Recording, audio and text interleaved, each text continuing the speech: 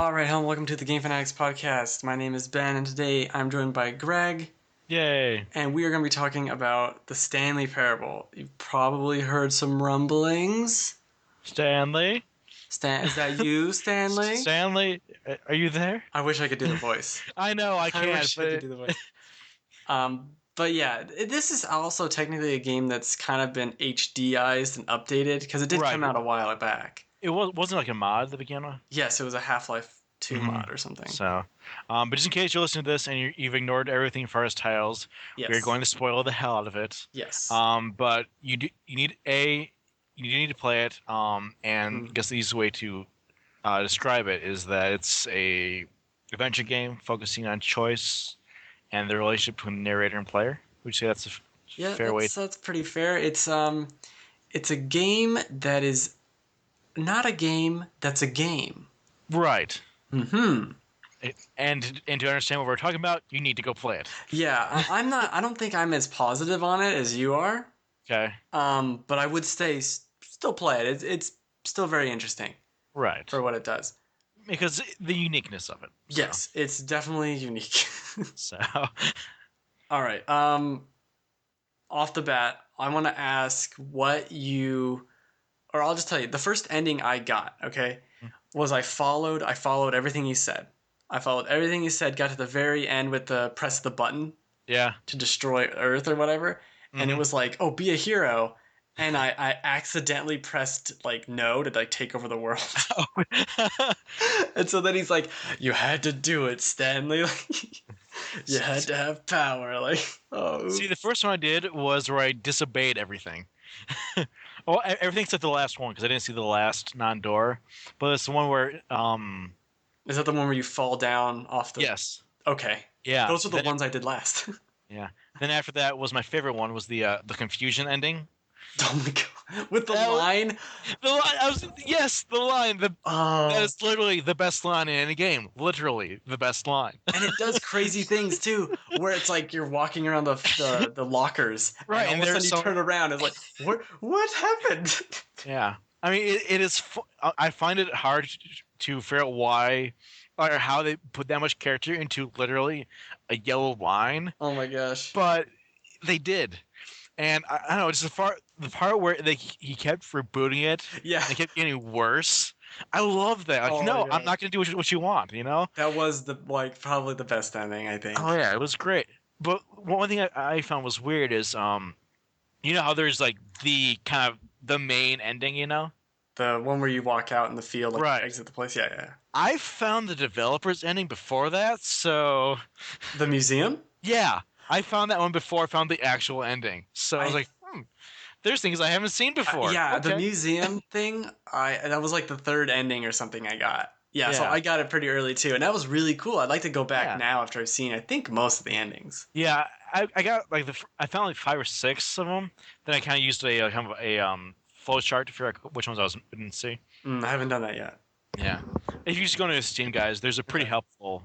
Is there one that's really hard to get that you could tell me? That was really interesting. Did you see the one with Portal and Minecraft in there? Yes, that one is amazing. Fine, you don't like my game, to play someone else's then, huh? Let's do this. I'm like, wow, Minecraft looks really good in this engine. I know, that's, there is one that's hard to, hard to get, was the rocket ship one, where you actually have to run outside the door, then run back to the start. It wasn't really worth it. It was kind of, okay, you leave. Okay, I didn't see that. Did you see the button heaven one? No. So there's this one actually took a while because you actually have to do across multiple playthroughs, but there's 5 terminals throughout the game that have press enter to continue or so, and it changes after you do one. Then it'll be a different terminal, but after you do it, you go, and the last one is always Stanley's though. The 5th one is always Stanley. Okay. But then it takes you to a room where you press buttons. That's all. It's just you press buttons. I like the one ending where it's you're going to be playtesting this game, and it's just to prevent a baby from getting burned alive. I think there's an achievement for actually playing that for some crazy number of times. Oh, really? Did you do the achievement that was click on the door 5 times, and then it just takes you on this wild goose chase, clicking on doors? I think so. I'm not sure though. It gets pretty obnoxious. Did you get the insanity ending? That's the one Which where if you go to the basement and you're literally insane. where you keep going in circles? Right, then it goes like, "This is the story of a girl," and she like finds Stanley dead in the middle of the street or something. That was kind of creepy. It was like one thing I know is the narrator's tone really changes depending on where you're going. Yeah. Like this is the ending where the narrator kills you with the bomb. Yeah. Like, wait, what? And then there's like the one where I've seen it referred to as the heaven or hell with the staircase, or there's the giant floating one, where it sounds sad and all that. Like, it's really interesting, the narrator. I mean, obviously everything's scripted and all, so it's not really a narrator there. Not like Bastion or something like that. That's what's interesting about it, to see, like, did they write a line for this? I wonder if they wrote a line for this. Right. But no, just the uniqueness of it. It's more like, okay, what if I do this? Mm-hmm. Then you after a while you realize which are the branching points and all that. But no, those first few times you play through it, it's like, I want, Yeah, it's very interesting. It's kind of weird though. As you're playing it, it's not like, it's not fun in the sense of like, oh, I'm saving the world, like, oh, I'm doing all this stuff. It's clever though, which kind of struck out. Like, this isn't the right I put it, but like on an intellectual level, Yeah, it's intriguing. Right. And you're not. It's like Antechamber, Yes, but a lot less puzzles. Right. I mean, Antechamber is a puzzle world, whereas this is just kind of exploration type thing. But I mean, it's a hard one to compare in the first place, so it's the closest I got for something to try and compare it to. Yeah. Well, I'd actually compare it a little bit to Gone Home. Okay, I haven't played Gone Home yet. You really should play Gone Home. As someone who actually has siblings, unlike me, Real. I loved it. What does siblings have anything to do with it? It's about coming home and you're reading notes from your sister. Real? Okay. It's really good. What's it on? It's on PC. Okay. PC. But yeah, and that's something that also kind of came out at the same time on PC where people are also talking about. Yeah, I really enjoyed that. In a similar vein of, you're not fighting anything. You're just exploring. You're seeing what's being uncovered. You're reading notes. Cool. See, I like those type of games, Mm-hmm. One other one that's kind of like that, which you'll see in a minute, is Little Inferno. Which is about burning things, which is, I mean, it is. But there's a story to it, and that's kind of slowly revealed as you complete the puzzles and all that. And the ending it's unexpected and really actually heartfelt. So it's one of those that, I recommend people to play in the same vein as like Stanley. Whereas, you can get through it in the afternoon, but it's hard to describe. But I think most people, if they keep their mind open, they'll enjoy.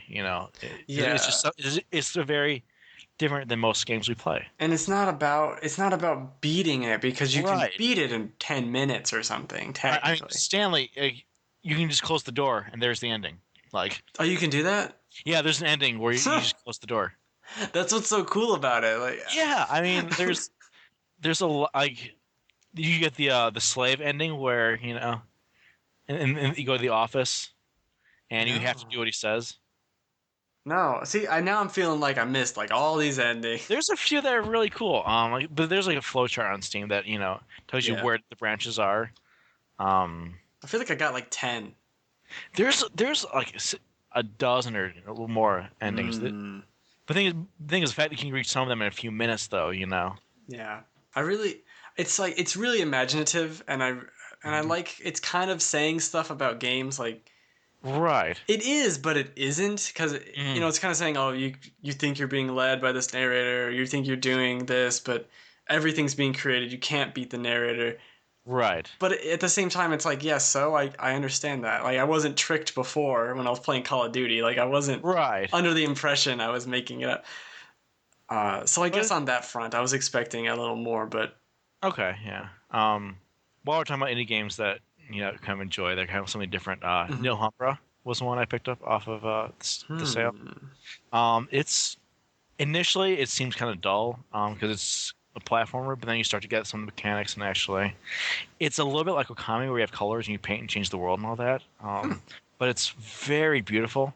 In a different way from Okami, but the narrative, the music and the narrative is very cool. Pick it up. It was an iOS game. You can kind of tell, but it doesn't make Okay. any less fun. Yeah, on the yeah. PC. Yeah, that was no homebrew. It was one of those daily sales where like this is $1. Yeah, Steam. Looks So much evil. right, but that's one of the things I love about Steam is the indie games that you can't get anywhere else. Like the fact that for me, a lot of the games that I have really fun with, I paid even at full price or $15. Yeah, it's so true. Games like Mercenary Kings, Awesome. or Megabyte Punch. Yeah, a lot of these weird little. Yeah, which I get lots of hours, more hours than I've gotten out of some $60 games. Yeah. But I'm digressing. But Stanley, it's Stanley. Stanley. Where are you going, Stanley? I love when the narrator is evil, and you're like going the wrong way, and then he's like, heh, heh, you thought you could get away, Stanley. All right, and Stanley walked through the red door. The red door. Man, then the last time that he places it behind you, which took me a while to figure out. Yeah, that was interesting. I like. Oh, what is it? When you're going towards that exit with the storage room, and he's like, Stanley wasn't very good at following directions. I'm wondering if it was inspired years ago. No, Stanley, no, I've had enough. After enough time, I was like, no, I'm not saying anything. You stay there as long as you want. Like later on, it's like boarded up. Like there's actually a host of little things that change depending on like when you start the game, which you did the last time through. Little things that change. That's what's really cool about it too. Yeah, is those little things. Exactly. That's choice in games is very hard to actually try and make the player feel like they're in any control at all. Like even this is the only time you're going to hear me deride on Mass Effect. Oh no. But the choices in Mass Effect, like in Knights of the Old Republic before it, are very flat. Yeah. Again, it's in like Skyrim, which I like it. But like the choices in there are kind of meaningless and all that, which was probably one of the things that disappointed me with that kind of big world. You'd hope your choices would kind of craft the world do something. Yeah. But Stanley does one of the best jobs I've seen. Let's say outside the Witcher series. The Witcher did it well. That's true. But as far as making the player at least feel like they're in control of what's going on, But it's almost the inverse, but it's just as good because it's your choices matter, but they don't matter because of how the story is being told. Right, and like there isn't like unlike most games, there isn't like one ending you're trying to reach. Like there is kind of like the ending. Mm-hmm. Yeah. The fact that there's 15 other ones is like, well, you can do that if you want. Well, we'll take you over there, Mm-hmm. And it's interesting to have a game where the goal isn't to beat the game. The goal is to see how many ways you can finish it. The goal is exploration. Yeah. The goal is to play the game, as simple as it sounds, but it's a very unique thing. I mean, have you looked at the achievement list? That'll tell you right there that you're in for something. It's nuts. I don't even know. They're like not helpful at all. Right? Achievements is turn on the achievement, which you go up to the options menu and you enable the achievement. And you get it. It's Stanley, is what it is. Yeah, it's Stanley. This is the Stanley Parable. I mean, that's really It's definitely worth it. It's not. A lot of people were talking about this game like it blew their minds. I'm not sure, but it was definitely unique, and it kind of gave insight to given some time, mechanics games could take advantage of. Yes. On a small scale, but things like that, let the player, if they want to branch off, it's almost like playing Dungeons and Dragons in real life, where if you're the DM, you have to account for, okay, they're going over here. I didn't write that side of the story, but I guess I am now. Let me get the line. Right. Over here. Yeah. And yes, the Stanley Parable Adventure line is awesome. The official adventure line. And then he starts telling you, don't follow the line. It's just messing with us. The line's on drugs. Oh, I want to do that ending again. Like just because That's the best ending. It is. That's probably the confusion ending, wasn't it? Yeah, I think it's the confusion ending. That was the best one. It was so much fun. But yeah, so Stanley, yeah, it's a fun indie game that just it's one of those games I kind of feel like everyone should play just to get an insight of how different a game can actually be. Mm-hmm.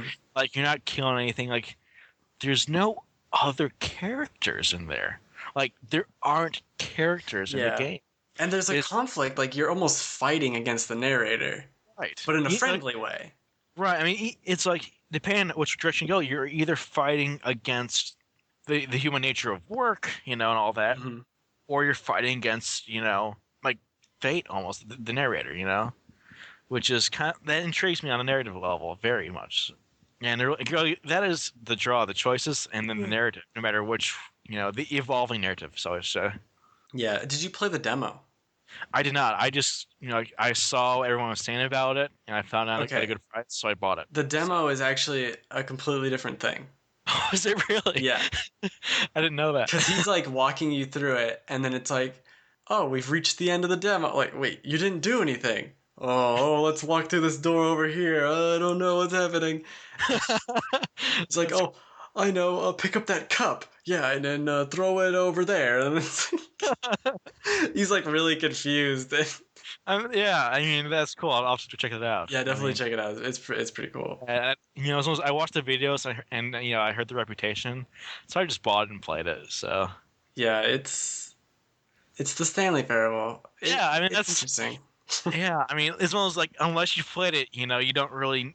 There's no way to get it without actually playing it, and is that one I feel you can't watch someone play it and get the same effect. It's yeah.